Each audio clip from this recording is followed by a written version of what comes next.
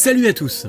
Aujourd'hui je vous propose une émission un peu spéciale, un petit point détente, toujours sur Stranger Things bien sûr. Donc pas d'actu et de théorie, on laisse reposer un peu tout ça, mais on va plutôt parler de produits dérivés.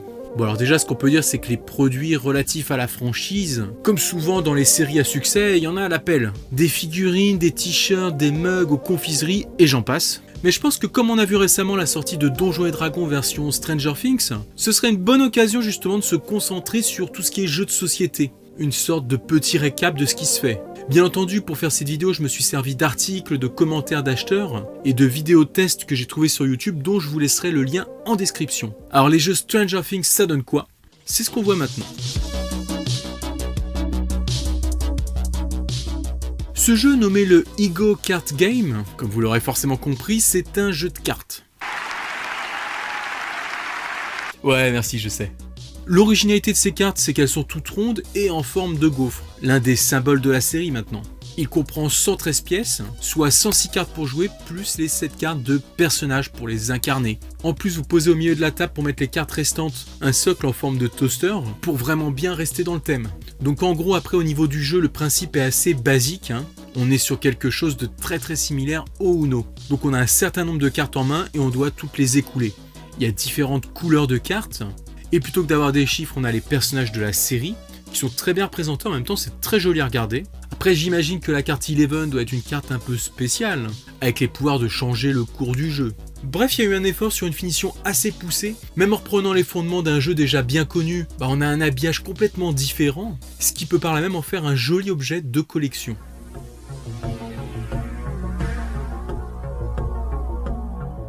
Là de suite c'est beaucoup plus évident quand vous voyez la boîte de jeu, le Monopoly on sait forcément à quoi s'attendre. Donc là on est sur quelque chose de beaucoup plus classique, Le Monopoly a déjà été décliné en maintes versions, je pense qu'on en a sur presque tous les univers qu'on pourrait imaginer. Alors rapprochons-nous un peu du plateau, voir ce que ça pourrait donner à la version Stranger Things. La maison des Byers, la cabane de Will, et dans la même famille de couleurs, le Benny Burger. Ouais. Bon, d'un autre côté la maison de Mike avec la piscine de Steve, et la route de Mirkwood, pas forcément lié tout ça. On peut pas dire qu'ils aient misé à fond sur la cohérence par rapport à la série. En tout cas, on a quand même ici un très bel habillage. On n'est pas dépaysé par rapport au jeu. Avec toujours la carte prison, toujours les histoires de billets, de petites maisons, de petits hôtels à poser. Ce qui va peut-être pouvoir varier un peu, ce sont les cartes au centre. Donc normalement, chance et caisse commune, qui ont été remplacées par les cartes Talkie-Walkie et les lumières clignotantes. Avec sans doute derrière des bonnes références à la série. Bref, est-ce que cette version vous donnera plus l'impression de jouer dans l'univers de Stranger Things ou alors à un Monopoly tout à fait banal? Je sais pas si la version est assez convaincante pour nous plonger dans l'univers en fait. Bon, on a des jolies petites pièces qui rappellent des éléments de la série. Le vélo, la petite chaussure, le téléviseur. Moi je suis sûr qu'ils auraient pu trouver d'autres pièces plus emblématiques encore. Ou alors pourquoi pas carrément des petites miniatures des personnages. Mais en tout cas, pareil que le jeu précédent, on est quand même sur quelque chose de très collector. Et pour les amateurs du jeu initial, ça va être plutôt sympa de faire une partie tout en baignant dans l'univers de Stranger Things.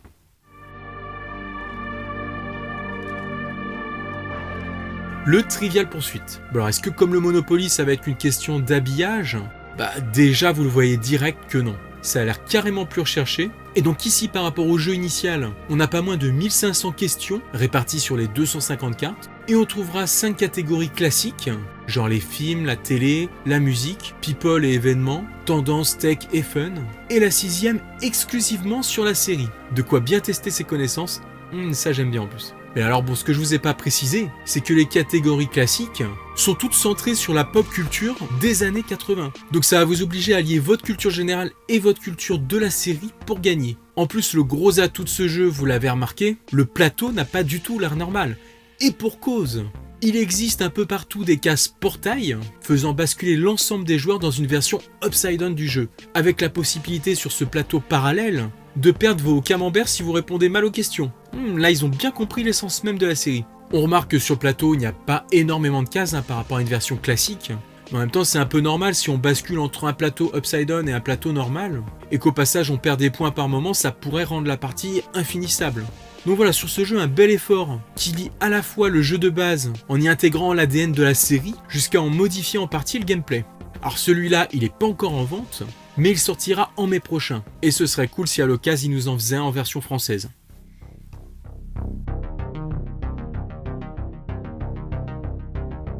Et oui, le plateau de Ouija, n'oublions pas que c'est un jeu de société, aussi étrange que ça puisse paraître. D'ailleurs, j'ai jamais compris pourquoi ils vendaient ça dans les magasins de jouets. C'est plutôt quelque chose que certaines personnes auraient envie de prendre au sérieux, pas comme un amusement. Et comme dans la première saison, on retrouve l'esprit avec les lettres sur le mur et les petites loupiottes qui s'allument, ça évoque clairement le principe du Ouija. Et il n'a pas fallu attendre bien longtemps pour avoir une adaptation du Ouija, Stranger Things. Bon alors là, c'est vraiment juste encore une histoire d'habillage, de collector. Ça reste un Ouija normal, mais de toute façon, la version de base, elle est tellement rigolote. C'est vrai, c'est cool, communiquer avec les esprits, se faire posséder sa maison.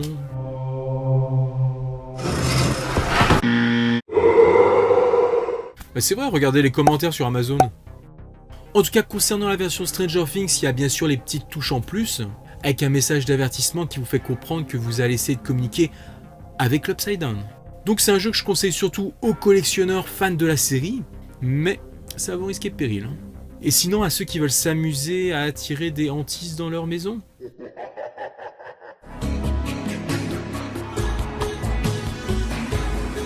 Alors le screen test, c'est quoi? Alors voilà, là on est sur un jeu vraiment moins évident à deviner. Et franchement, quand j'ai regardé un peu les règles, ça a l'air vraiment sympa. Surtout pour ceux qui aiment revisionner les épisodes de la série. Car c'est un jeu qui se joue devant votre télé. Comme vous le constatez, la boîte dispose de nombreuses cartes. Donc si j'ai bien compris, parce que c'est quand même plus simple de le pratiquer, chaque joueur reçoit une série de cartes bien spécifiques, en rapport avec l'une des 2 saisons et des éléments à chercher dans la série. Et donc après vous lancez un épisode et chaque fois qu'une action présente sur vos cartes a lieu, vous vous manifestez pour marquer un certain nombre de points. Et à la fin de l'épisode, c'est celui qui accumule le plus de points qui l'emporte. Vous pouvez bien sûr jouer sur plusieurs épisodes. Alors dans l'eau, il y a aussi des répliques qui sont dites, donc il faut être bien attentif. Certaines actions proposées par les cartes sont plus génériques, plus ouvertes à l'interprétation, ce qui peut même entraîner des petits débats autour de la série, pour savoir si ça correspond vraiment ou si c'est relevé au moment opportun de l'épisode. Bref, je vous explique en gros, mais il y a sûrement encore plein de petites subtilités dans ce jeu. Je vous en donne là les fondements, mais c'est grosso modo. Mais ça peut être vraiment intéressant si vous connaissez les épisodes par cœur, de les redécouvrir sous forme d'un jeu entre amis. Bon après, à la limite, le seul risque, c'est d'être à nouveau absorbé par l'épisode et puis de laisser un peu le jeu de côté. Mais voilà une expérience qui doit être bien testée au moins une fois entre fans. Ainsi je m'arrête là car c'est l'heure du petit sondage. Et comme on peut mettre que 5 propositions, là c'est bon, on a 5 jeux. Du coup je vais vous demander, comme d'hab en haut à droite, de me dire quel est le jeu que vous avez préféré parmi ceux que je vous ai présentés. On va dire peut-être celui que vous seriez prêt à acheter, ou au moins celui qui vous donne le plus envie d'y jouer. Bon, je pense que là, comme vous avez eu le temps de voter, vous savez quoi, je vais vous dire celui que moi je choisirais. Ce serait clairement le Trivial Pursuit. Franchement, c'est celui qui m'a le plus hypé. Après, j'aimerais bien posséder les autres, genre le Ouija ou le Monopoly pour le côté collector. Bon, le jeu de cartes Ego aussi, il est très original. Et il faut avouer que le screen test a l'air plutôt sympa. En tout cas, voilà, vous connaissez mon vote. Et n'hésitez pas à m'en dire un peu plus dans les commentaires. Peut-être possédez-vous déjà l'un de ces jeux. Alors apportez votre témoignage. N'hésitez pas à partager. Pour cette petite vidéo un peu hors série, on va dire, n'hésitez pas à lâcher votre petit pouce bleu, comme toujours, ça fait plaisir. On se retrouve la semaine prochaine, comme d'hab, pour un point actu et théorie cette fois. Est-ce qu'on aura un trailer d'ici là? Non, allez, je déconne, j'arrête de dire ça. Il viendra quand il viendra. En tout cas, je vous remercie de votre fidélité. Je vous dis à très bientôt. Ciao les amis.